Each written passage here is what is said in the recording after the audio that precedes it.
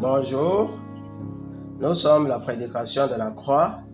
La prédication de la croix est un ministère chargé de la recherche biblique, de l'enseignement, de la diffusion internationale et de l'intercession. La prédication de la croix est un ensemble d'enseignements droitement divisés. Je suis le frère Achille. Nous revenons une fois de plus aujourd'hui avec un nouvel enseignement. Un nouvel enseignement dont le titre est « Dieu est bon, mais le monde est mauvais ». Dieu est bon, mais le monde est mauvais. Prions. Éternel notre Dieu, Père de notre Seigneur et Sauveur Jésus-Christ, nous te sommes infiniment reconnaissants de nous avoir ouvert les yeux pour que nous sachions la réalité de ce monde dans lequel tu nous as envoyés comme pèlerinage. Merci pour ces enseignements. Merci pour ceux par qui tu les envoies, autant que par ceux par qui tu les diffuses. Merci davantage pour ceux qui les reçoivent, dans la vie desquels tu te déploies et opères toutes sortes de miracles, parce qu'ils ont cherché la vérité dans laquelle tu as mis la vie et la piété. Merci pour cet enseignement. Merci parce que c'est toi qui le glorifies. Merci pour tout, grand Dieu, au nom puissant de Jésus-Christ, le Saint et le Juste. Amen. Dieu est bon, mais le monde est mauvais. Nous commençons. Quand nous regardons tout autour de notre monde, nous constatons que c'est un monde troublé, un monde brûlé par les guerres, les tremblements de terre, la pauvreté et la famine, un monde ravagé par les épidémies, les déceptions et la souffrance. Nous savons que Dieu est le Créateur des cieux et de la terre, et de la mer, et de tout ce qui s'y trouve. Nous savons également que tout ce que Dieu a fait est bon.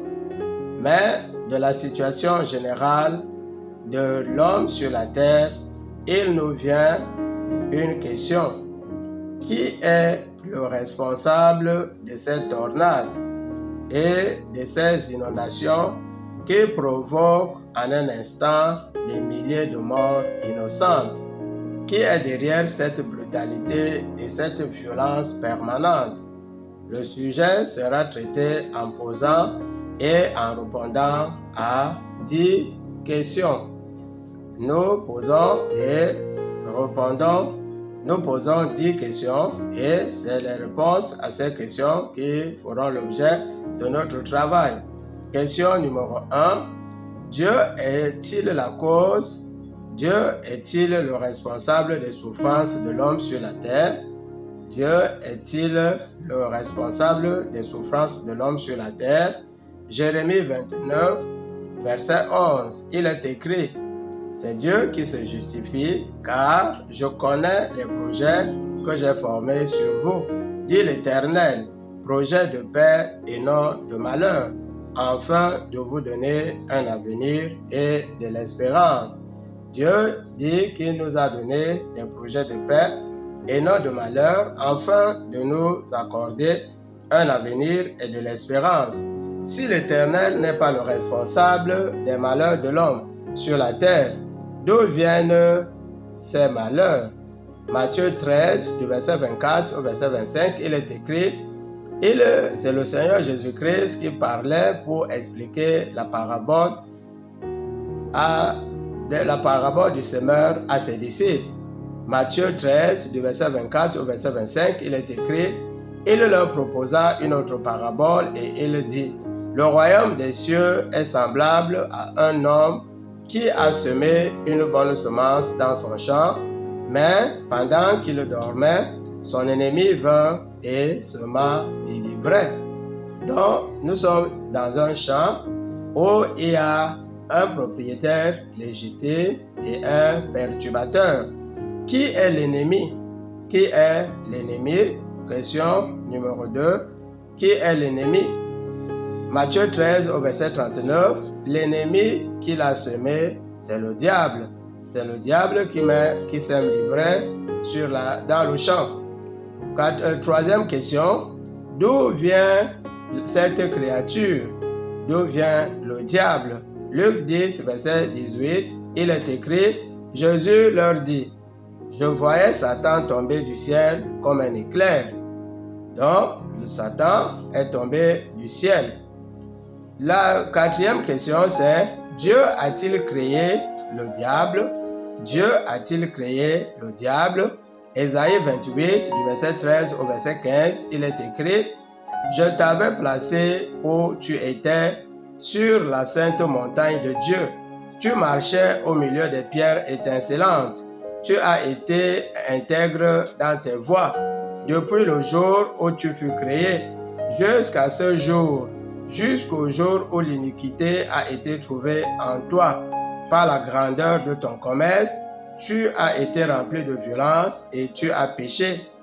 Dieu l'Éternel a créé Lucifer, un archange beau et glorieux à son service.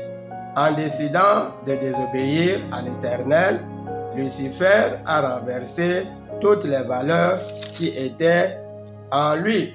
S'il était lumière au départ, il est subitement devenu ténèbres. Il était beau, il est devenu laid. Tout ce qui était positif a été transformé en négatif. Qu'est-ce qui a poussé Lucifer à prendre la tête de la rébellion dans le ciel? Qu'est-ce qui a poussé Lucifer? Ésaïe 14, du verset 13 au verset 14, il est écrit, tu disais en ton cœur, je monterai au ciel, j'élèverai mon trône au-dessus des étoiles de Dieu, je serai semblable au Très-Haut. Satan a tenté de s'emparer du pouvoir, tenté de s'emparer de la position céleste de Dieu. Il a tenté de former un gouvernement parallèle. À quoi a abouti cette tentative? Donc nous rentrons un peu pour montrer ce qui s'est d'abord passé avant que le diable ne tombe comme un éclair. Apocalypse 12 au verset 7, il est écrit, du verset 7 au verset 9, et il eut guerre dans le ciel. Michel et ses anges combattirent contre le dragon, et le dragon et ses anges combattirent, mais ils ne furent pas les plus forts, et il fut précipité, on a sauté un peu, et il fut précipité, le grand dragon.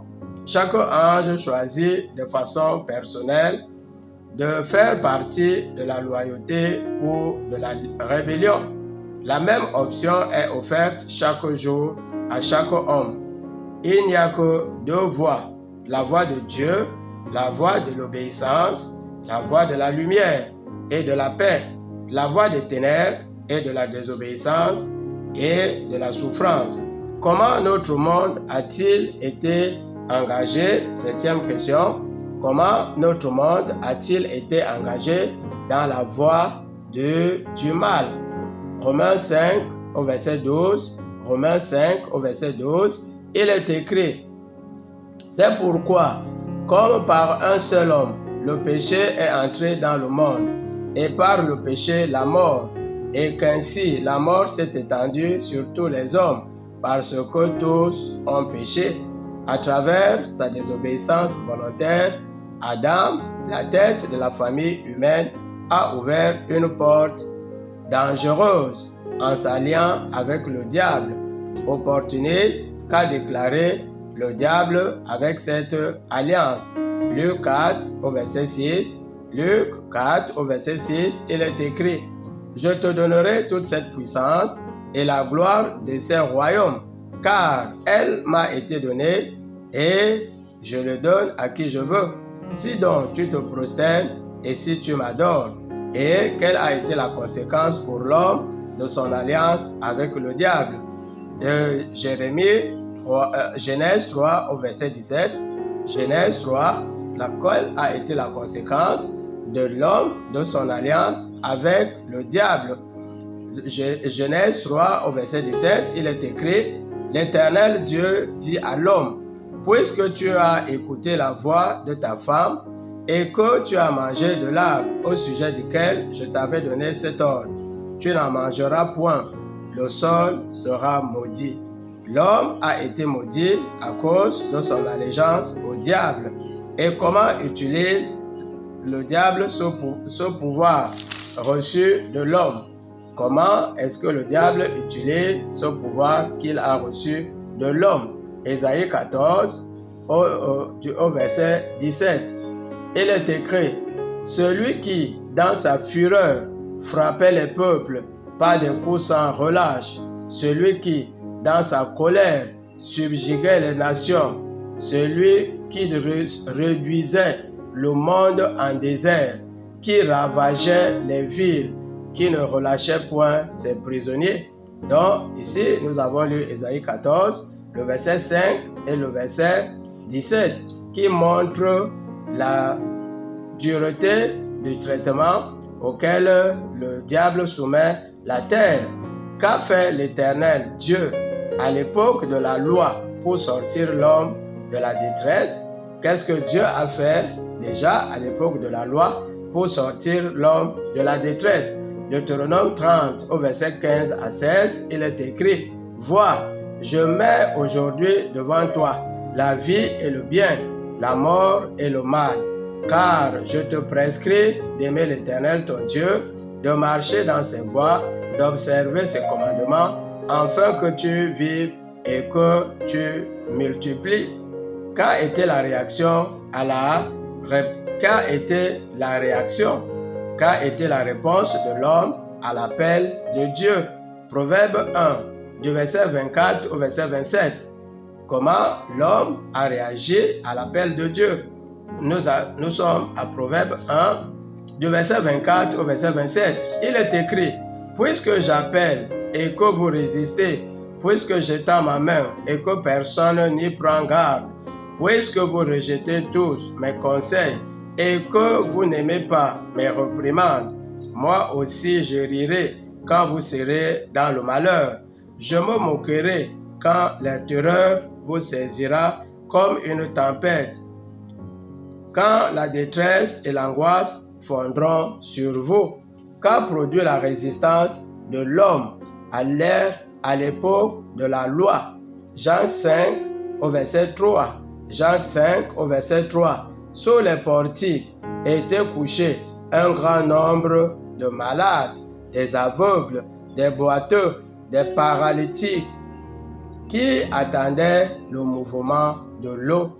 Comment l'Éternel a-t-il manifesté son amour à l'ère de la grâce? Jean 3, verset 16. Comment l'Éternel a-t-il manifesté son amour vis-à-vis de l'homme à l'ère de la grâce? Jean 3, verset 16. Il est écrit, « Car Dieu a tant aimé le monde qu'il a donné son Fils unique, afin que quiconque croit en lui ne périsse point. » Et une fois de plus, l'homme a répondu. Comment l'homme a-t-il répondu à l'amour de Dieu Tout-Puissant à l'ère de la grâce? Jean 1, du verset 9 au verset 10. Jean 1, du verset 9 au verset 10. Il est écrit, « Cette lumière était la véritable lumière qui en venant éclaire tout homme. » Nous sautons. Elle est venue chez les siens et les siens ne l'ont point reçue. Elle est venue chez les siens et les siens ne l'ont point reçue.